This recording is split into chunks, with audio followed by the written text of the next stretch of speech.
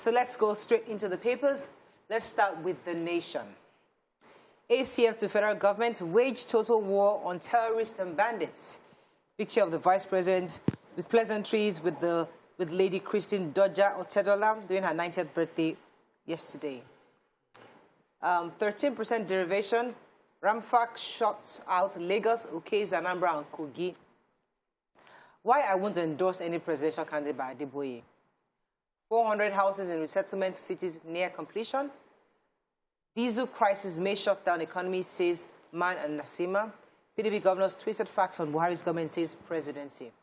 Okay, let's start. Major headline.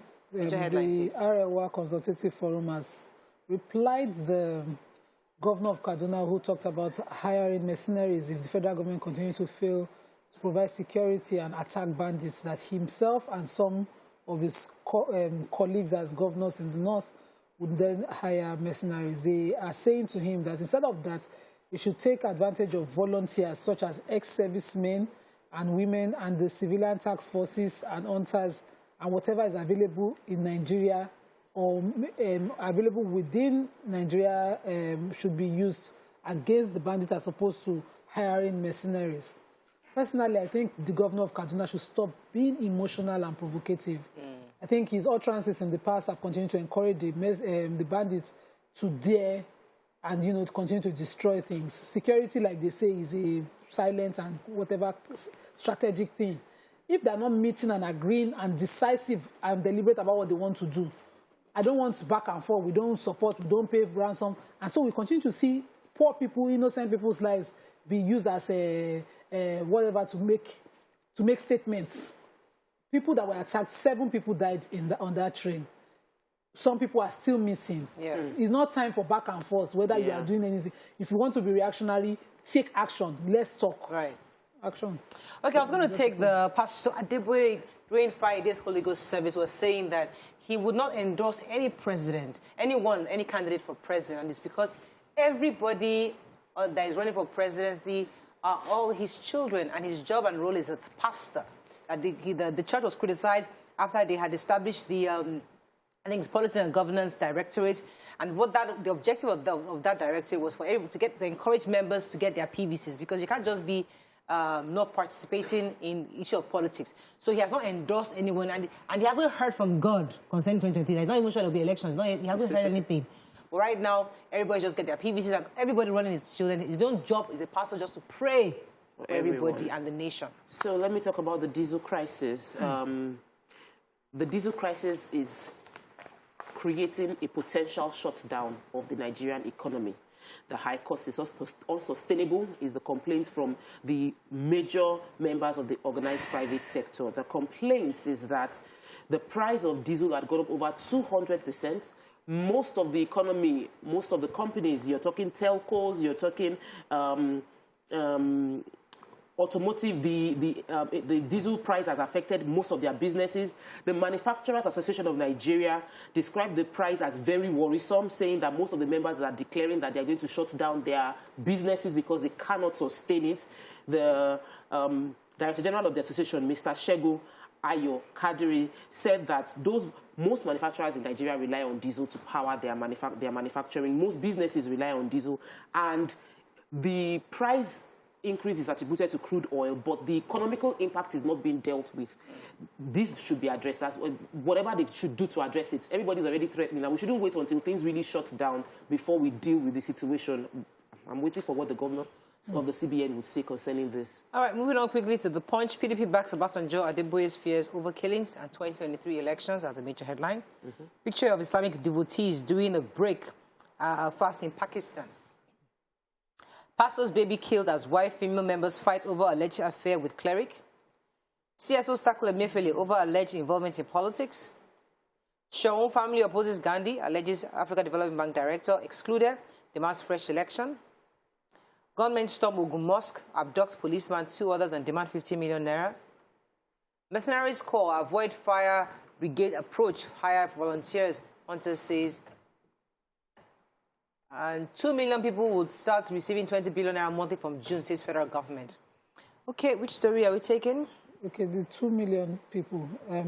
According to the federal government, under the basic cash transfer and the national, under the basic cash transfer and conditional cash transfer under the national cash transfer program, they will start to give out a total of 20 billion naira, targeting 1 million Nigerians by June.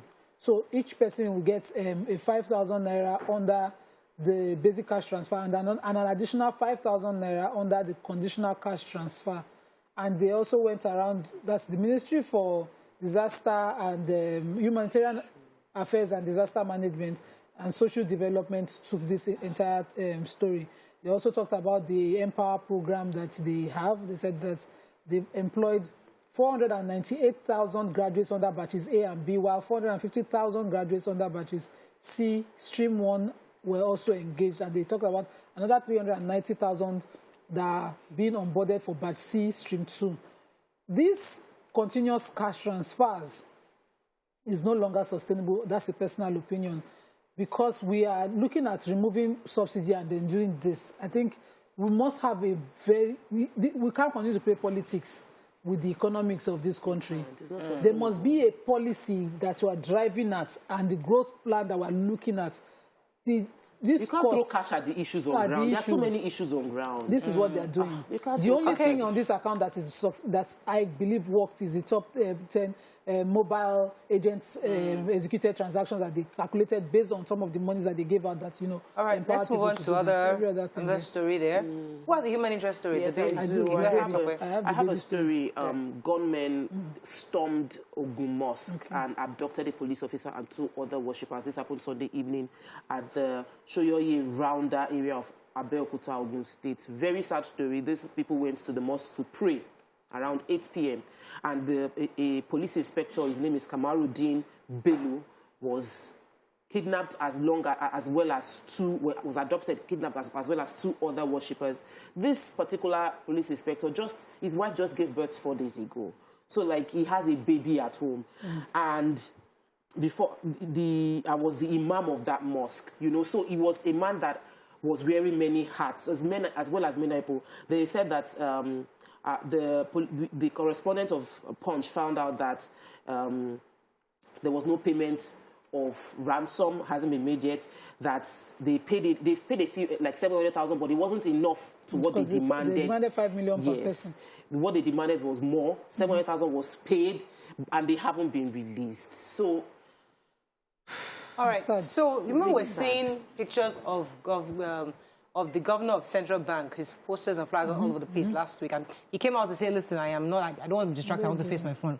Well, a civil society, the coordinator of the Civil Society Human Rights Writers Association, had said that the CBN governor has already contaminated his moral rights on high ground for holding on to such a totally non-partisan and professional position as governor of Central Bank. According to him, they were accusing him of getting involved in partisan politics. Yes. That he says that, let me even quote exactly what they said, Mr. Emefiele's subterranean interest in presidency and extensive campaign mounted on his behalf by various groups have become a massive distraction to the CBN and the financial sector of the country. And they are asking that he steps down as governor of Central Bank. I don't know, but he's a Nigerian. He has every right to campaign if he chooses to campaign. The Electoral Act presently has not been reversed, doesn't allow appointees but he has said he's not campaigning. Run for office. But he's not he's saying he's not, but we see in posters. But people are... no, but if he hasn't declared, he's still okay. He hasn't paid more to finish. But that's how people do this thing. He hasn't declared. Interesting. Let me just quickly correct the last information I passed on. The 700,000 naira that was alleged to be paid, it wasn't confirmed, and the people were released after. They said they didn't inform the kidnappers that they were police. They've been released after the ransom was paid. They did not specify the amount, but somebody was saying it was 700,000 naira. Okay, we have to run. Let's go on a quick break. When we come back, we continue with the review. Stay with us. We'll be right back.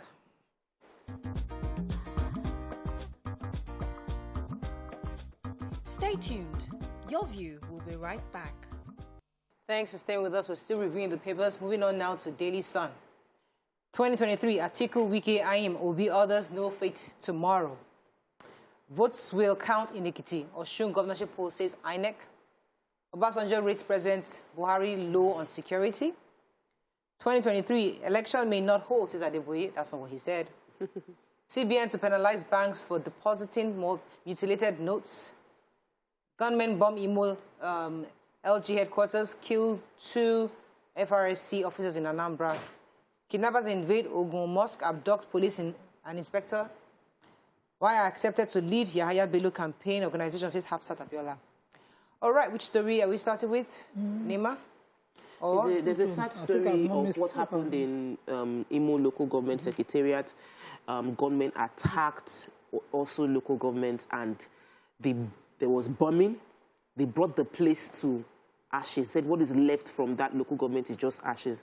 Residents within the area, of course, they ran. Said it happened around 2:30 a.m. in the morning on Sunday. Said that the entire community has been under attacks, or has been under threats of gunmen. That the gunmen have been around, causing restriction of movement by some youth. So, and he said just like what happened in Olu, it's been hot for a while, and this place now, they've been able to bomb and bring down the local government areas. My own worry is we're still far from 2023. Please, as much as possible, let no Nigerian be used by other Nigerians to cause crisis within our community. Because we're seeing what's happening in Ukraine, and we don't want that. All the money, all the resources, everything you think you have will amount to nothing if there is war. Let us not be used by other elements to cause crisis in our community.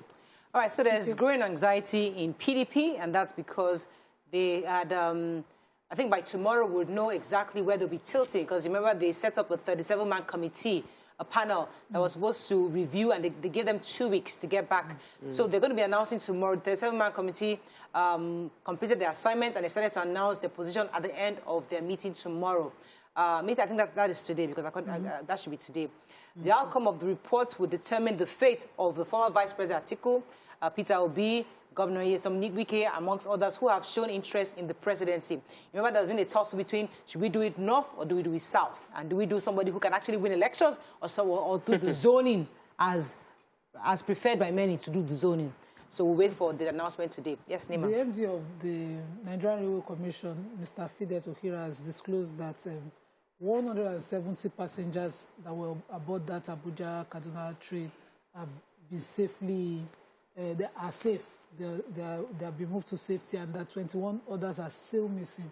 And he also talked about, out of the coaches that were attacked, 4 of them have been relayed, and safely they've been taken to Rigasa station, where there are ongoing track repairs, and that, the tracks also have been repaired, and we are looking at very soon completing, repairs. But I'm worried about the costs of repairs. We can continue to take a step forward, 10 steps backwards. All of the infrastructural development and under this presidency have continued to be lost through insecurity, because they are largely failing on that. Okay. Let's move on quickly to the point. Yahaya Bello's campaign, what Hafsat Abiola as DG will do to Southwest agitation for presidency, says APC chieftains. Beef meat shortage hit Abuja as butchers accuse government of neglect and insincerity. Shonwo Ogbomoso, opposition mounts against choice of Gandhi. 2023 presidency consensus arrangements may deny Tinubu, Amechi, Umahi, others rights to compete, his investigation. So beef story in Abuja. The president of Karu Butchers Association in the Federal Capital Territory has talked about why there's scarcity of beef, saying that lack of the development of the abattoir in Abuja were upgraded to the standard that they have in Lagos, and failure of government to assist them to clean up is why butchers are moving out of Abuja. So you now have a few of them just practicing that trade in Abuja, and because of that, the scarcity, of course, and of course high prices. And he's calling out on the government management of the FCT to please be involved. But I think I'd rather that it's a business move. As an association, they can also develop that area, just as it's done at the Miami Market in Ojo here. All right, so Hafsat Abiola, as you know, is the daughter of the late Chief MKO Abiola. She's the Director General of Yahaya Bello's presidential campaign organization. And she recently granted an interview expressing why, and she felt that this is a man that's very close to her father in behavior, that he's the only man that doesn't have a godfather. And according to him, he treats everyone equally around him. He said Nigerians must be given free hand to choose their leaders. That's even a democracy. My father did not contest to represent zoning interests. His interest was Nigeria alone. And she added that her father believed in a united Nigeria, just like Yahaya Bello does. And he says they are practically the same, that Bello is the best man for the job, and you know me, I'm not driven by pecuniary considerations. I do what I believe in, and she has agreed to become his Director General for his campaign. Now, this would obviously, this will actually send shivers around a few people in the Southwest. And of course, many of them actually objected to this, saying that what she represents is bigger than what she's supporting. Well, everybody has their choices. Let's move on quickly now to Vanguard.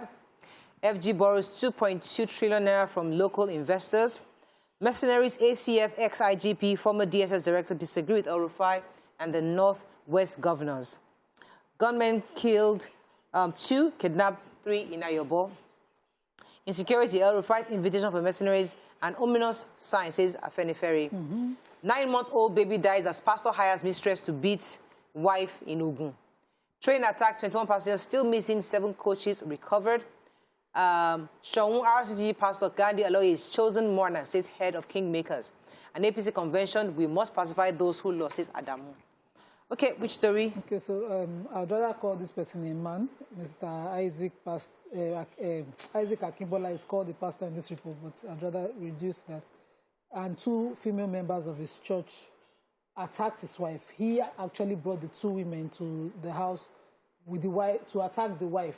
So the 2 women are Esther Olowo Layemo, she's 29, and Oluwakemi Oshibajo, 30 years old. They were brought by the man to the house to beat up his wife for whatever reason. And while they were beating up the woman, the baby on her back was mercilessly beaten to the point that the child had internal bleeding. Oh, my Lord. The child and the mother was rushed. She initially reported at the police station and then was rushed to the hospital. But, you know, unfortunately, the child, due to the internal bleeding, didn't make it. And so the woman went to make a report, and the police command in Ogun State have arrested the man, and they are looking to charge them to court for the murder of the baby. Really sad story. I don't understand. I want to take the economy story here. So here is information for those that think Nigeria has money. The federal government had to borrow 2.2 trillion naira for just the first quarter. This is to fund our deficit because we have a budget of 6.4 trillion. We have a deficit of 6.4 trillion in our budget. And in the first quarter alone, we had to borrow internally 2.2 trillion naira from local investors. So they've opened up more treasury bill. There's been more demand for treasury bill.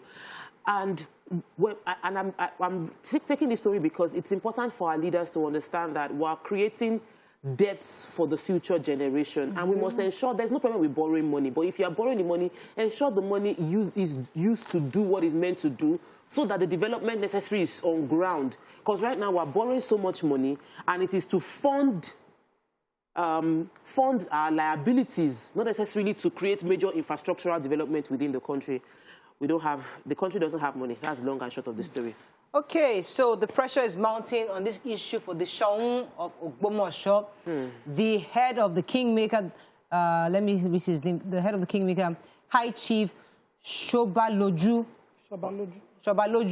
Otolorin has said that, Otolorin, thank you, Nima. Otolorin has said, I cleared the air, saying that, that Pastor Gandhi is actually going to be the next Shaun of Ogbomosho. That decision has been made, although many have come up saying that there is a gentleman from the Africa Development who is a director, that he was not part of the selection process, that it was not fair, and they've asked the governor of the state to declare the selection invalid because he was not part of the selection, and they should redo it. But so far, the high chiefs are still insisting that Pastor Gandhi would be the next Shaun of Ogbomosho, and they've started preparations for his enthronement. So we'll see how that goes.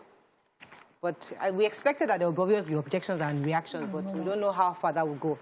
Let's see how much time we have left. Just a minute. Let's see if we can take the Nigerian Tribune. It's an important story. Abuja Imam suspended over inciting sermon. El-Rufai's call for mercenaries confirms APC's failure, says PDP. Policemen reject 500,000 naira bribe, arrest suspects with Arizona drug worth 10 million naira. Somebody take that story. Let's find the story. Yeah, go ahead. So the Chief Imam story. Yes. The Akpo Legislative Quarters Mosque, their steering committee over the weekend suspended Chief Imam Sheikh Nuru Khalid for the lectures we call it that he delivered on the 1st of April in the Juma service that was observed on Friday. And in that sermon, just as every other person in Nigeria, he decried the security situation, the way Nigerians were being murdered, and he called out government. He directly called the name of the president in that sermon, which I also watched.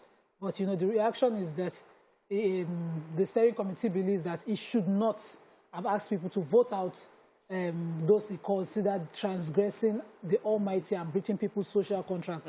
So they said for those words used, it was inciting, and so he's been suspended indefinitely, according to the spokesperson, I think Alhaji Dasadao, who was speaking on behalf of the committee.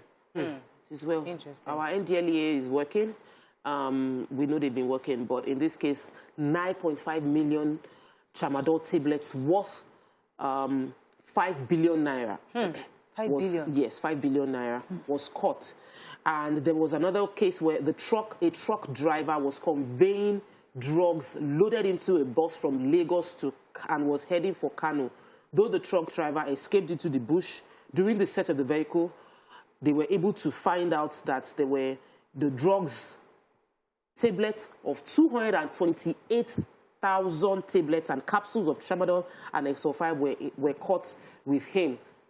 A lot of activities are going on by the NDLEA. A passenger going on Qatar Airlines from Doha through Port Harcourt on March 29 was also caught with sachets of tramadol and drugs. There are a lot of people that are doing this. Like when they search in the airport, I always feel funny, like, why are they searching this thing? Well, apparently, they keep finding people trying to smuggle these things through.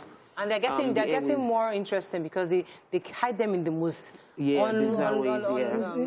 Inside stew. That one was the one I was checking. We have to run. That's all we can take on front page review.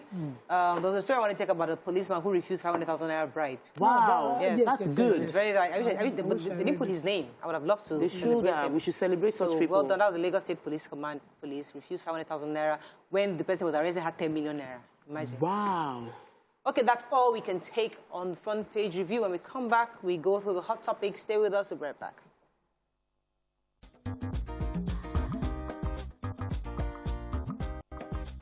Stay tuned. Your view will be right back.